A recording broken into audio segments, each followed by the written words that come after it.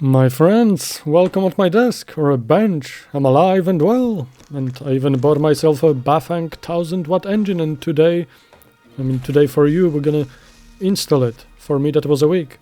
You can imagine they gave everything in the box, a throttle, and front cog, and the brakes. I'm gonna use them. They have a built-in sensor, and they feel much better than my old ones.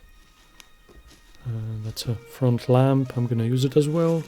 A display, I'll check it straight away if it fits my handlebar, and it seems okay. The engine itself, large and heavy, battery cables, some other cables, and the tool, and let's go electric!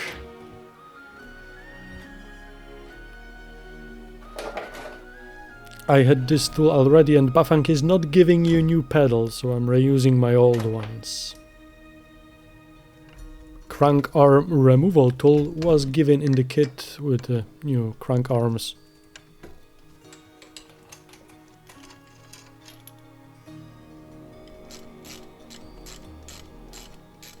Yeah, but this crank removal tool I had to buy on Amazon.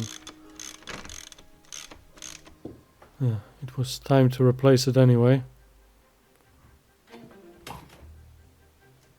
If I would just clean the table. Yeah, that part was plastic, so I used some cross-leverage spin with some other tools, and yeah, I tried to put an engine in, but something was not right. Something was blocking the crank, and it was for sure the bolt from the gear selector line slider. It was too old, so I have to remove it with pliers.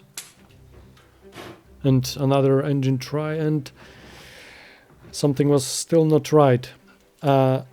Aluminium overcast stayed inside the frame. I tried to use some manual handwork, but power.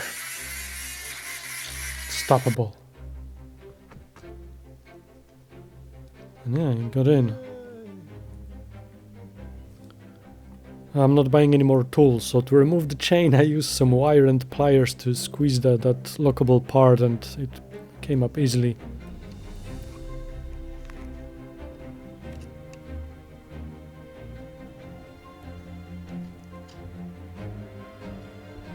Front gear shifter can go, it's not gonna be used anymore.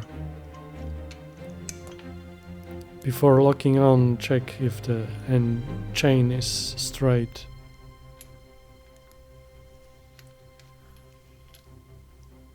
Right.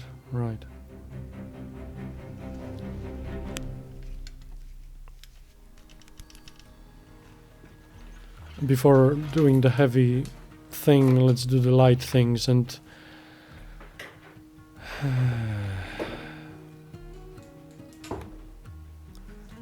tubes were hard to remove. I tried few things, I even helped myself online, and after all I did use silicone spray. I even tried to use the compressor, but it didn't work. And yeah, silicone spray did great, and probably WD-40 will do just fine. Yeah, I tried to sort out the steering, and I was thinking I'm gonna use that setup, but after all I moved my throttle to the left.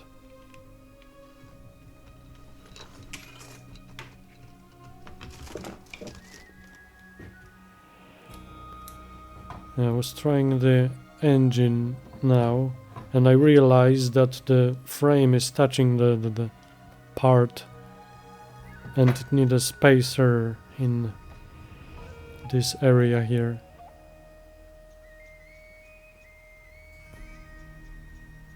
I was thinking to do it myself, but that would probably be too much work for some garbage. I also bought a new gear selector to the back because my old one was rubbish, and the handlebar was too long, so it needed a bit of chop. And yeah, that's my final setup with this throttle on the left. I was securing the cables, putting and yeah, that's the spacers. At the beginning I used tube, but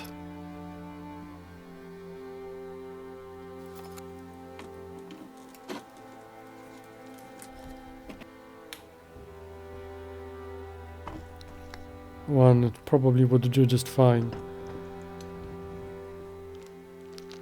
And these bolts, that plate coats on the other side, and it also needs spacers to stay straight with the frame. For me, one was just enough.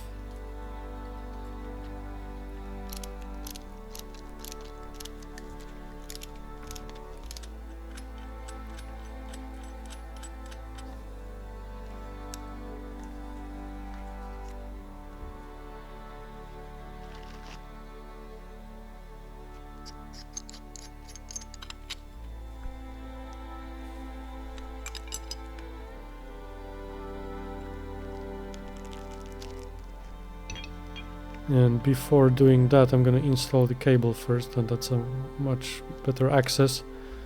Now the cog. Chain on. And obviously chain is too short to operate all the gears, but it will do just fine with few smaller ones. It have enough power. Yeah, speed sensors go to the back, and yeah, it's rather easy to install. That goes here and that goes there, and keep it rather close to each other. Not all the zip ties are long enough. Yeah, now the crank arm. Yeah, pedals are not included in the kit, so I'm reusing my old ones. They are not great, but they will do just for now.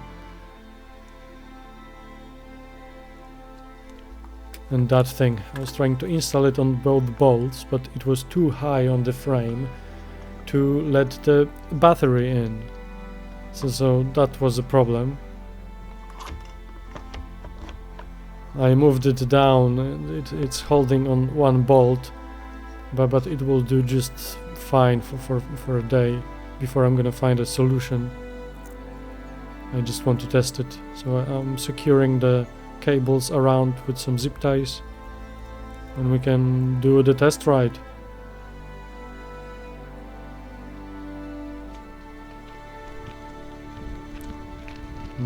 First stage of assistance, and yeah, it feels great. It's a great fun, and I already noticed two problems. That's the battery is rather heavy and it's wobbling on the sides, and the engine is also heavy, so it fell down and it was wiggling on the bottom, but I've lost that footage, so you're not gonna see it. I'm installing this, and I'm supposed to shut up and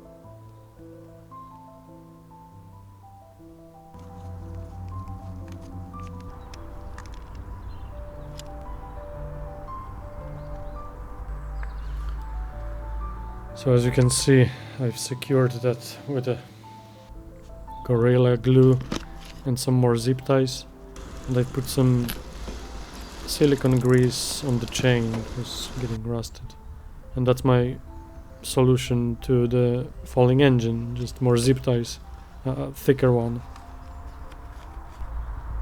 And yeah, I've used 5. Yeah, battery holds. I hope that's enough. I was thinking I clipped the cable, but it had a space. And view, I can say that's just a big fan and expensive fan. Together that's a £1,000 kit, and it gives you a £1,000 fan. It is, you have to take a short range into consideration on the battery only. If you just use your throttle without assisting with your legs, you can do 12-15 miles, so not much, especially in the winter. So if you have a opportunity to charge your battery at work for a few hours, then it would be great, but for something like that it might not be as convenient as just a bike without an engine, because you still have to do some pedaling if you want to extend your range. Yeah, otherwise it's just a big, expensive toy, and I really don't recommend anyone buying an electric kit in that price for if you really don't need to. So that's really it. If I could, I would probably return it, but I do have some plans, so I'm gonna keep it. It's also my Christmas gift, let's say. So I'm gonna do some more driving around, so join me if you want to see more tests and my thoughts about that engine. For now, yeah, I really don't recommend it if you really don't need to. For entertainment, yeah, for sure. It's a great short ride. Yeah, nice acceleration. It can help you going uphill, but it have some problems. It will slow down going uphill. You can always assist it with your legs. And you don't have to do much work. Some help is just great, and with that you can also extend your range, and I will do for sure more tests, like here. It goes alright, but need some help. Alright, I'm back at home. Thank you for watching. That was a pleasure to have you with me, and yeah, see you next time.